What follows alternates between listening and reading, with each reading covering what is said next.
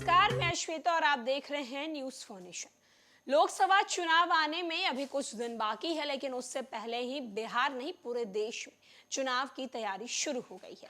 फिर वो election commission हो या फिर पार्टियां जहां एक से बड़े एक रैलियों के आयोजन करवा रही है। इलेक्शन कमीशन भी अलग अलग राज्यों में जाकर चुनाव की स्थिति को देख रही है। बिहार एमएलसी इलेक्शन से जुड़ी खबर निकलकर सामने आ रही है। इसे बिहार विधान परिषद का कौन प्रतिनिधित्व करेगा, ये सवाल रणनीतिकारों के सामने अभी भी अनुत्तरित है।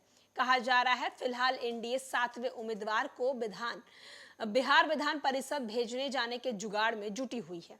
इसके अलावा कई पेच फंसे हुए हैं, जिसे सुलझाने की कोशिश जो है वो एनडीए कर रही है।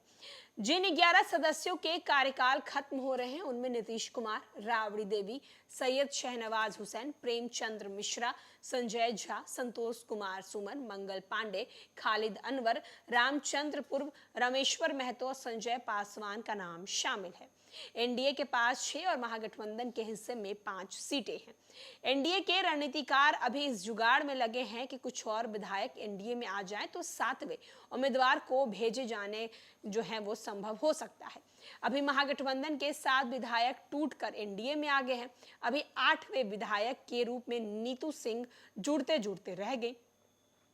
समीकरण ये भी है कि एक उम्मीदवार को विधान परिषद में भेजने के लिए 20.16 यानी 21 विधायकों की जरूरत है। विधायकों के जरिए 6 उम्मीदवार को बिहार विधान परिषद भेजने के बाद भी कई विधायक शेष रह जाते हैं।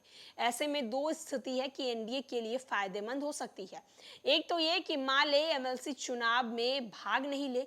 अगर ऐसा हुआ तो एमएलसी बनने के लिए 20 विधायकों की जरूरत पड़ेगी। ऐसे में एनडीए 7वें उम्मीदवार को एमएलसी बनाने में सफलता हासिल कर सकता है। दूसरा पेज जो सामाजिक समीकरण की तुष्टिकरण का है।